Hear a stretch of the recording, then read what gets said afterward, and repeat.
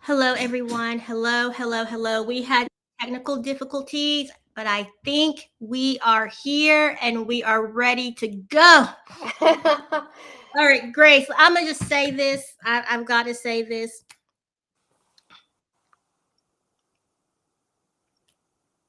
Because today's segment is your testimony. And as soon as, because my one screen went black, my extra monitor screen just went black. I was like, what's going on? Like, I had no connection. I'm trying, and I'm running through my house trying to check nothing, like no power, nothing.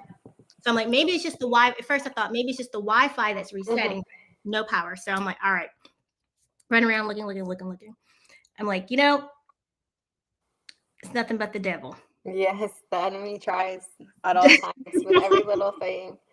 Yeah, I was just thinking the same, like, what are the odds that an episode like this, when you're trying to reach out to people and help people and give testimony and just speak about grief, that it gets shut down like that. Even my live, like I went live 30 minutes before this show just fine. And when I tried, it was like, I was like, what is happening? I couldn't log in with nothing, like nothing was working. It was interesting. But Yeah, I'm we're like, back. We're but here. we're back and we are running on my hotspot from my Okay. phone. So hopefully this connection stays stable. Yes, But for sure. but I do want to say this before we get started with Grace sharing her testimony. For the past 3 years, Grace, I have asked why. I'm like, what is it? What is it about Grace? There's something about you that just draws me to you. I've asked myself why. I've even prayed asking God, why Grace? Like, not, I mean, that sounds horrible. I love Grace dearly, folks. I love her dearly. But I was like, what is it about Grace that just draws me to her? And it is your faith. It is you as a person and your faith. Because when you asked me about having a serious conversation, I'm like, yeah, girl, we can talk about whatever you want to talk about. And when you told me I didn't know this. I did not know this about you. Yes. But knowing other parts of your life and your story, I'm like, this is why God placed Grace in my life. I need someone that is strong in her faith. And no matter what life has thrown your way, you show up and you have been a blessing to me. Oh, thank you. I don't like to share my emotions, but it's all fun and great. But this episode is all you, Grace. So take it Well, on. thank you. Thank you for those kind words. And I'm very grateful to have been placed where I have been placed, and to become friends with Sybil and to be able to be on this journey together. And I think we learn more about each other every time we talk, every time we meet online. So it's been a journey, and I'm so grateful to be here. And so today, first, before we deep dive, I want to give a shout out to USAA and thank them, sorry, and thank them for another week of our show here, at BT and at Millspell's Conversations. You guys can always look up their resource page, USAA. I don't know what the slash is, but there's usually a code that you can scan and you can get there. There it is. USA's Military Spouse Resource Hub. I could not remember the hyperlink for that, but just scan that code and it'll take you directly there. Thank you, USA, for all the resources you provide for us in the military space. All right, everybody, let's get into our topic today. It's a personal one, as Sybil touched. It is a partial testimony. There's a lot of different parts of me that a lot of people don't know, and this is a snippet into it. Trigger warning, this is full disclosure right here. If child loss or pregnancy loss is something that you're not ready to hear or you're just not comfortable with, this is your time to log off and maybe check in a little bit later. I will be talking about that in detail. I will also be showing some items and some pictures. So if that's just not your jam right now, I totally understand, but this is your forewarning. So I'll give you a few seconds for that. But I just want to thank Sybil first because I told her like, hey, I want to talk about something serious. And she's like, go for it, And like she said earlier, she didn't know this about me. So she's also learning as we're talking. So Sybil, if you have any questions or you want to put any input, feel free. This is open conversation. But I want to throw it back to 2016. I was pregnant for the very first time. I was very young, just married. My husband was going to boot camp. I got pregnant just before he left to boot camp, so I was pregnant while he was there. And I went back home to stay with my mom because I was pregnant and I was scared and I was young and I was by myself because my husband shipped out. And everything was going well. I was starting to have the little belly bump and I was going to my ultrasounds. I found out I was having a girl. We did a gender reveal party. Everything was going great. And not once did I ever really think, like, what if something happened? That was never on top of mind for me. I was just so excited, so thrilled to be shopping for baby girl clothes. We all know how cute they are, like the dresses, the booties, the socks, the everything. It's just so cute, and you can just get lost in that. And I would go out shopping with my mom, and we were getting bassinets and all these different things. Um, and I was 5 months pregnant when I started to get these cramps. And I was like, oh, I'm cramping, this and that. And I went to visit my OB.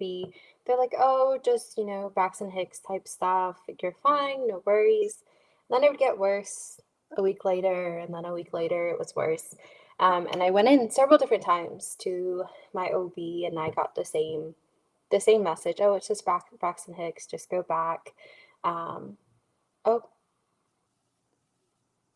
we're getting messages. I'm not sure if Sybil's on or not.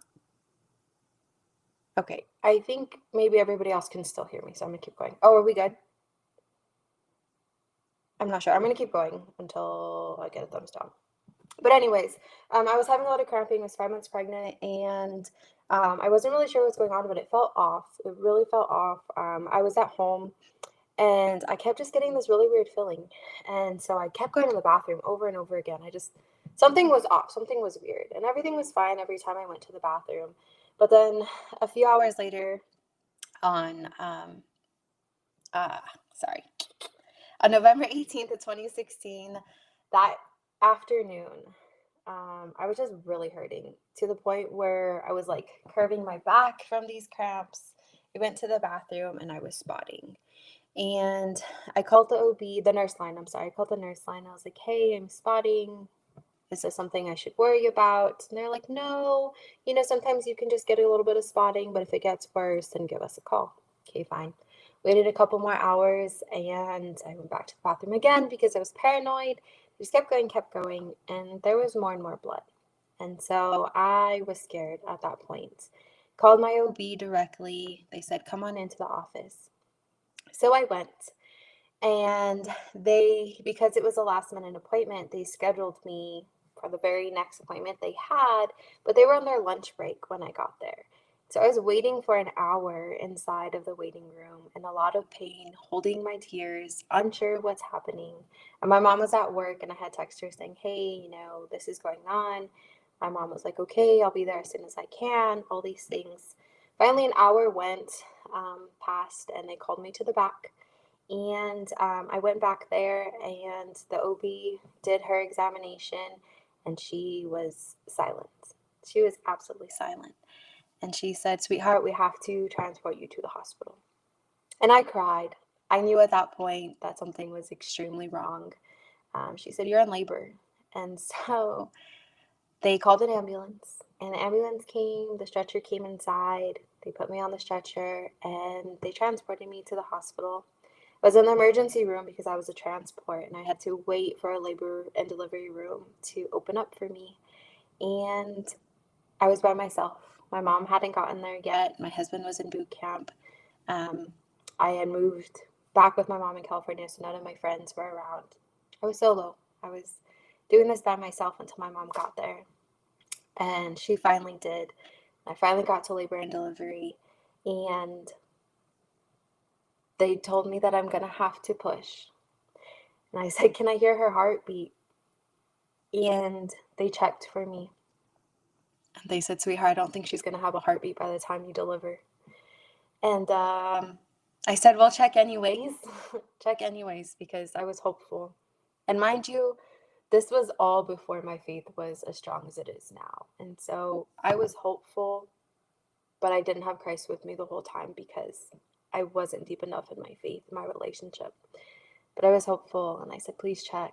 They said, I don't think we need to. It's probably not a good idea. Just, keep pushing through, keep pushing through. They said, no, I need you to check.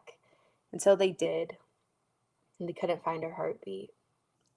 And at that point, I realized that I'm going to deliver a baby with no heartbeat, and that my pregnancy was over.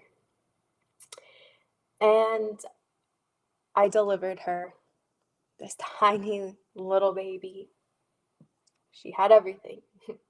Her whole body, her eyes, her fingers, her toes, full baby. And I delivered her with my mom by my side, but my husband gone. He had no idea I was going through any of this. And we had to call Red Cross and deliver that message to my husband in boot camp. And I don't know if you know how Red Cross messages work, but they read the message as it comes in. And I had to tell my husband that I lost our baby. No fault of my own, I know, but it's something that you hold on to regardless because you wonder if there's things that you could have done differently. I don't think that these are things that are talked about in great detail because, one, they're hard. Two, people don't know how to respond. And three, people don't know how to live on knowing it. Sometimes it's so suppressed that it becomes a distant memory, so you don't have to follow the pain. But fast forward 2 years later, I had my daughter Miliana, who is now going to be 7. I had to have my cervix stitched in order to keep her, which is the reason why I lost my first daughter. And in 2017, in between my daughter Charlotte that I lost, named her Charlotte Rose, and my daughter Miliana, I was pregnant for a second time, and I miscarried early on in that pregnancy. So I had 2 losses, one child that I birthed and one that I lost very, very early, miscarriage. And then I had a Miliana, and then 2 years later I have Alina. And if you don't know, you have a choice to bury your child or cremate your child just like any other person. And this, I'm going to cover the number here just for privacy reasons, but this is a cremation tag. And this tag is kept with the body from when the funeral home receives it through cremation and on to the return of the remains to the family. So this is my daughter Charlotte Rose's tag, and I keep it, and I don't hide it from my daughters that I have today, which is, I think, something that is unfamiliar to people. I know a lot of parents try to protect their living children from grief that they don't need to know, but it was very important for me that my children know that there was another baby, and my heart does belong to another child as well. And so I have my daughter's urn. I will show this, so again, another trigger warning. If you've never seen a child's urn before, you are about to. This is my daughter Charlotte Rose's urn. It's a rose, it's a metal rose. Her ashes are in here. Her name is inscribed in the back. So this is Charlotte Rose. She sits in this little case on my mantle. And my daughters know that this is sister. This is big sister to them. And part of that unfamiliar grief is children's curiosity. My 2 girls are very curious. They don't truly understand. My children are rooted and raised in faith in Christianity. They believe in Jesus and heaven. And they know that that's where we go afterwards. And so they always say, oh, mommy, is Charlie in heaven? I say, yes, Charlie's in heaven.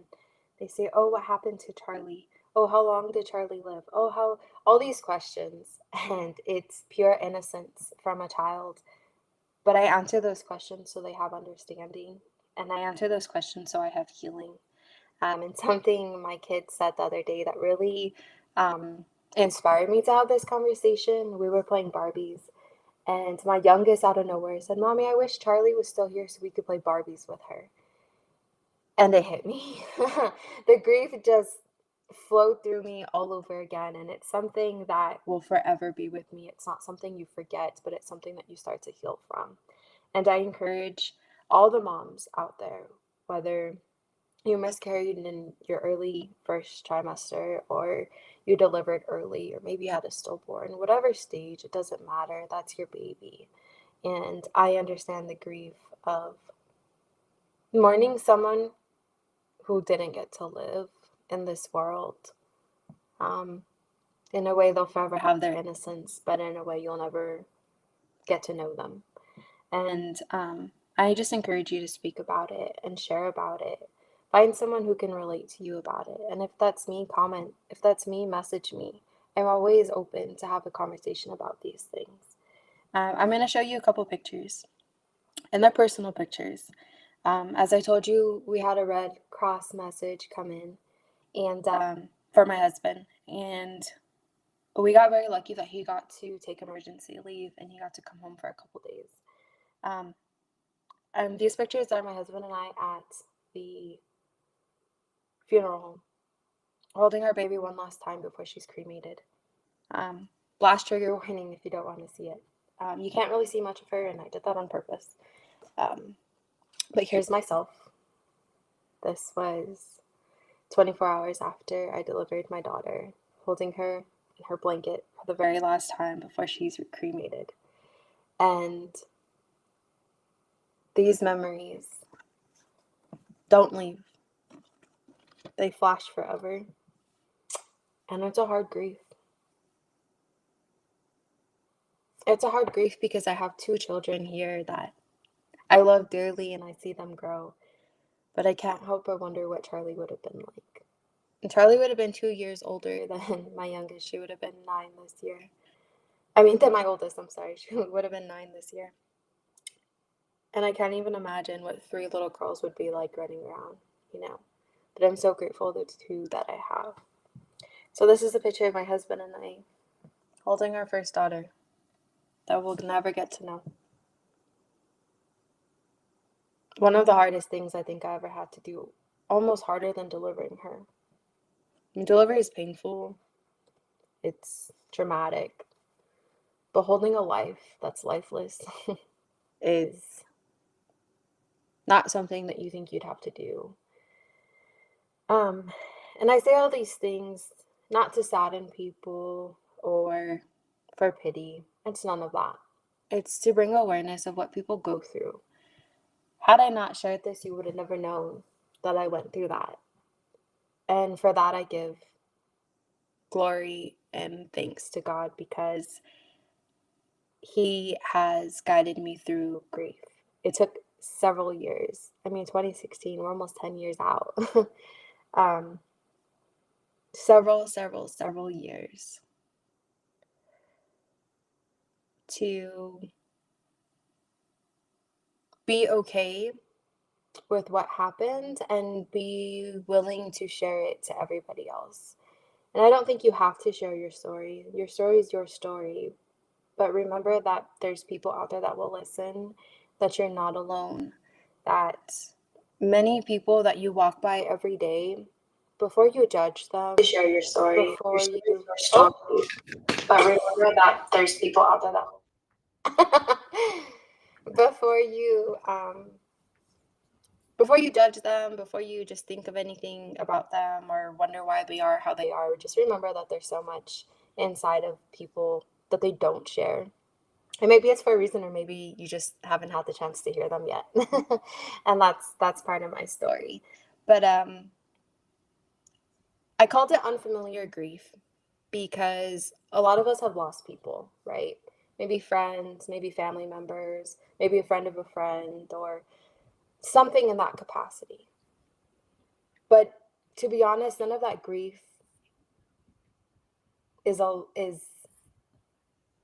don't want to compare it, but it's a different type of grief when it's a life that you didn't get to know, but you only carried, you know? And in a relationship. My husband grieves our child, Charlotte, different than I do. I carried this baby. I felt this baby kick. I delivered this child. He didn't get those experiences. He got the idea of, I'm going to be a dad.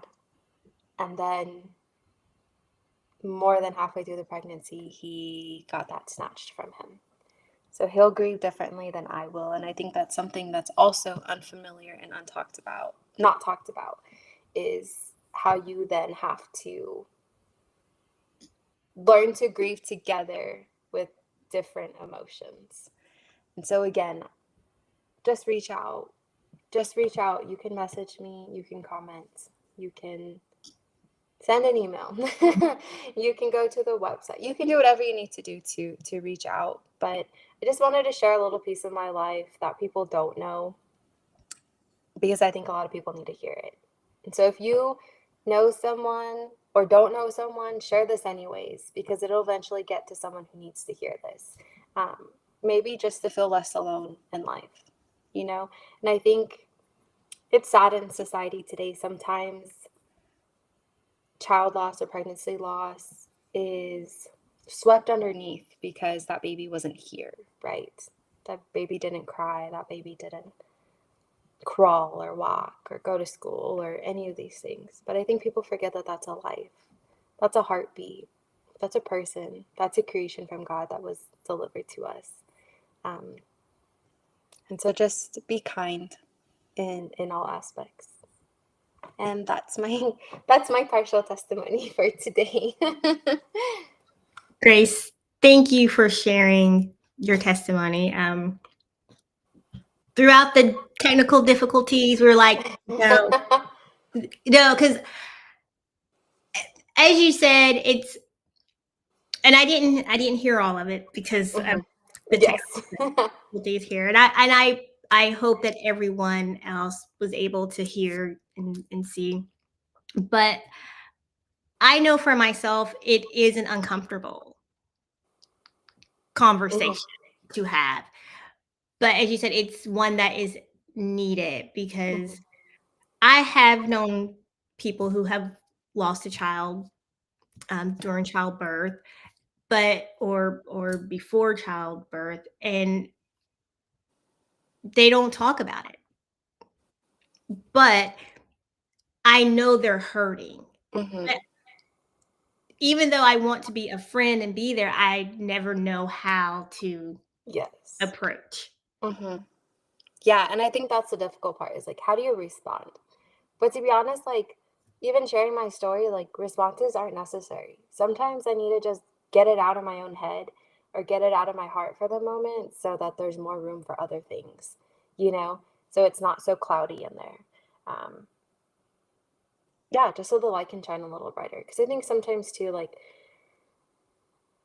I'll think about, like I said earlier, I'll think about, like, first day of school for my girls, right? Like, oh, would have been Charlie's first day too, you know, or just different little things. And it's like things that I kind of have to just say to get it out. And then I can move forward, you know, because when you cloud those thoughts, sometimes it's just a little overwhelming. But yeah, like you were saying, like, people don't share it. And I think it's because sometimes you do feel a little less worthy of grief. And it's such a weird feeling.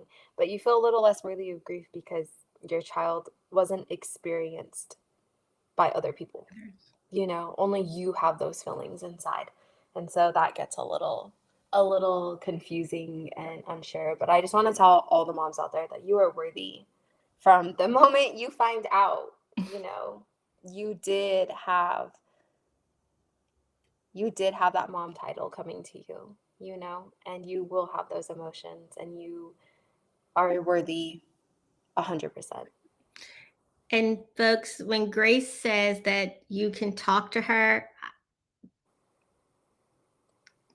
Grace, as many times as I've talked to her about things, she's there. She's calming. Even Grace, even when you don't say anything to me, you are calming. Okay, thank you, Grace. Thank you. You allowed me to get it off my chest. Like you said, out my mind. So moms, anyone out there, if you are struggling with child loss, reach out to Grace as a mom to mom, because sometimes you just need someone who understands you Absolutely. to talk to.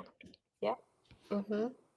Yeah. And we don't have to have a full conversation. Like, you could just type up the story and I'll read it. I promise. You can say me too. And, I feel for you. And I also want to preface this. I know I share a lot about my faith, and sometimes that's scary or makes me a little less approachable. But I promise you, I will not force anything upon you. I promise we don't have to talk about any of that. I am open to everybody. I love everybody. We're told to love our neighbors, so just know that my door is open to every single person out there. And I will attest to that when I have my ratchetness sometimes. I don't ever want anybody to water themselves down just because. I mean, did you read my shirt? It literally says living life between Jesus take the wheel and girl, I wish you would. This is my life. Jesus take the wheel and girl, I wish you would. So if that does not explain my personality and how I live my life, now you know. I will pray and throw down at the same time if necessary, okay? So please, my doors are open always. Grace is like, don't get it twisted. No, don't. Don't look. I will pray about it, but I'll reach out and touch. Reach out and touch. Sorry. I know. Seriously, Grace, thank you for sharing your testimony. And Grace, because I didn't hear everything that you said because of the technical difficulties there. And not to steer the conversation away from Charlie, but just to give a little more about Grace and her life. May I? Yes, absolutely. And where I talk about Grace's strength and faith, and me questioning, Lord, why Grace? Like, why do I love Grace? Why am I drawn to Grace? Why is Grace still around? But it is because of her strength. I'm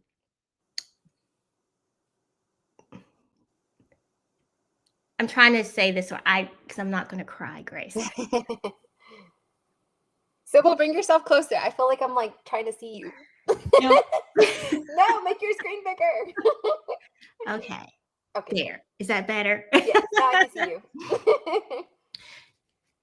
Over the course of the years, and I actually did not know about Grace's about Charlie until you asked me about having a serious conversation. Yes. But there's another part of Grace's life that talks about loss that I did not know until 3 years? Yeah. 3-4 years ago. Yes. When I was just talking to Grace one day after a virtual event, and I'm just rambling off at the mouth. She's like, Sybil,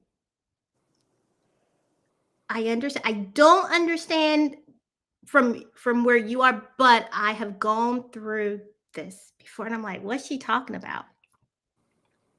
I'm trying, because I don't want to just... You can say it. You can say it. Sybil is referring to the loss of my mother. 2 years, and it's 2 years, 1 year, 1 year. This is what makes it so much harder for me, is as I was still grieving the loss of my daughter a year later in September, which September is a very hard month for me. My mother ended up in the hospital while I was in DC. She was in California, and she passed away after having several strokes from her brain aneurysm that she had. And it ruptured.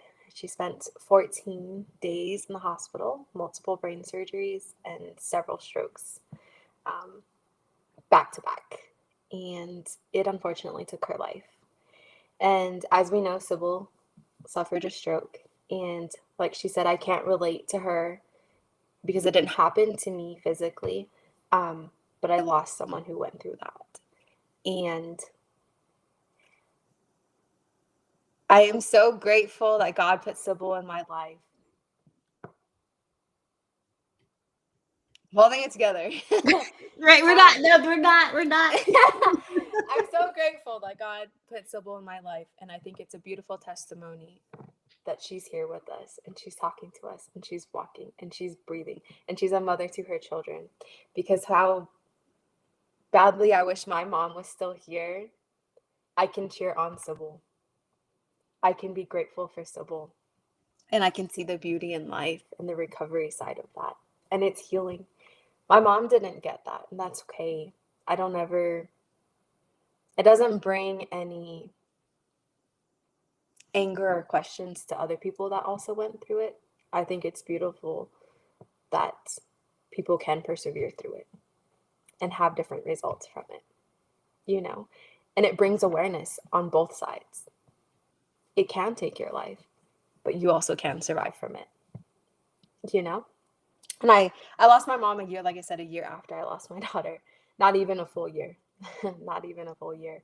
And talk about unfamiliar grief. Yeah. Not only did I lose my daughter, I lost my mother. And for those of you that don't know, my family is very small. Very, very small. My mom and my sister are my immediate family that I had left. And once I lost my mom, it was just me and my sister. And I gained custody of my sister after that. So I went from grieving a daughter to raising my sister and losing my mom all in one shot of a year, And but God placed me here with Sybil for a reason, and to share testimony and just to cheer each other on. Yes. And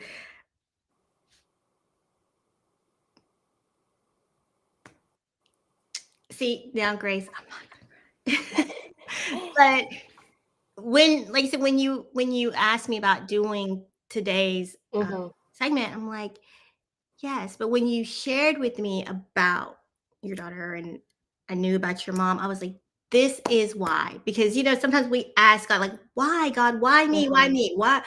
But I was asking God, why Grace? Like, why? Again, nothing against, I love Grace, but I'm like, I thought before that we were really different people. We are in the fact that we're just different phases of our lives, but God puts people in your life for a reason. And if you're watching this episode right now, you're like, why am I watching these two ladies? It's for a reason. Absolutely. And if it's not for you, it's for someone else. And I think that's something nowadays we have to realize it's not always me, right? These things didn't happen just to me. These things happen so that other people can get through what they're going to get through also. This message might reach someone today who hasn't lost anybody, but maybe in a year or two they will. And they have heard this message. And they too can know that you get through it. I'm getting through my grief.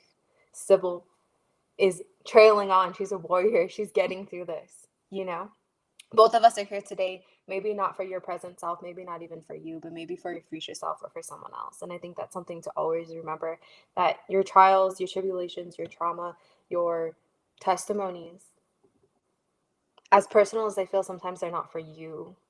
So maybe reach out and share, because someone else may need the message more than you do. Look, you gonna make me. I'm not gonna shout today. I've never. I know. Thank you, Grace. Thank you for sharing. Sometimes the uncomfortable conversations, what you need. Yes, for sure. Uncomfortable. Get comfortable with being uncomfortable. Absolutely. Absolutely. And we'll make you uncomfortable here at Millspau's Conversations, but we'll also make you comfortable, okay? Yes. We have lighter topics, I promise. We do. We talk. Hey, what we talk about life, Absolutely. all aspects of life. All aspects of life. We have so many different layers to us that people don't know. You know, you always got to smile at someone. It's such a cheesy thing they say, right? Like, you don't know what's underneath that person's smile, or you don't know what's underneath that person's tear. Behind those, I lost the words. You know what I'm trying to say. You just never know. You just never know what someone's going through, and so just be kind, you guys. Love one another. Just be there for each other. Yes. Yes. Because Grace, we show up every other Wednesday smiling. Right. You said you don't know. Right. And I'll tell people, you don't know how many tears and how many F's went on before. Right. because life be lifing. Yeah, absolutely.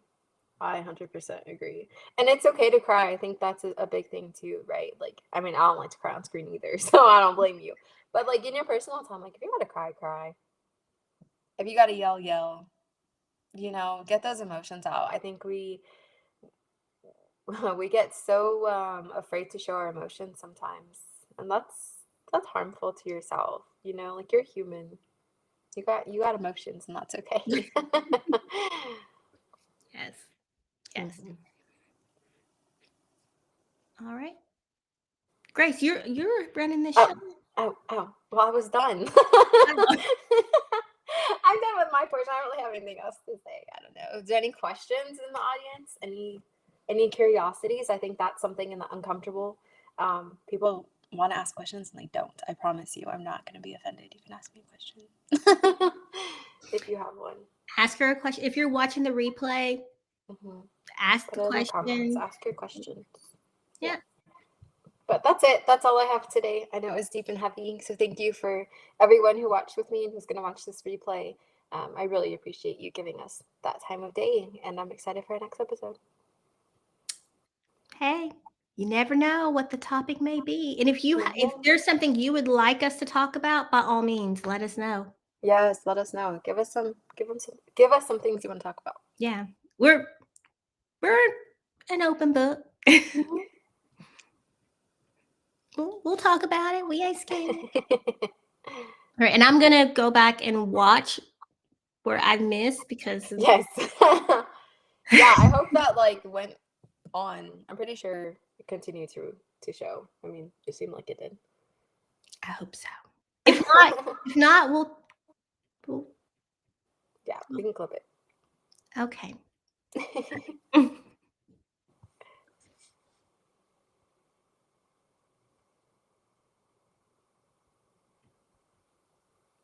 I'm following you, Grace. I thought that was me saying we're out. Sorry. Sybil. All right. Thank you. Watch, like, comment, share, ask your questions. Yes. Thank you guys. We'll catch you on the next